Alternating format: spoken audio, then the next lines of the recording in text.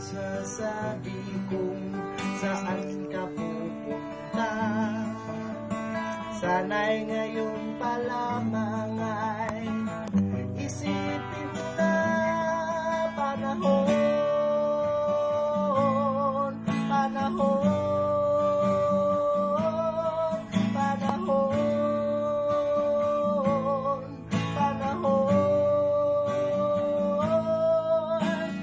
Araw ay nagdaraan sa ating mga buhay. Tulad ng buhangin lulusot sa iyong kamay. Hawakan mang mabuti ang agos ay tutuloy. Tulad ng dugo, ito ay dadaloy. Kaya't huwag sasayang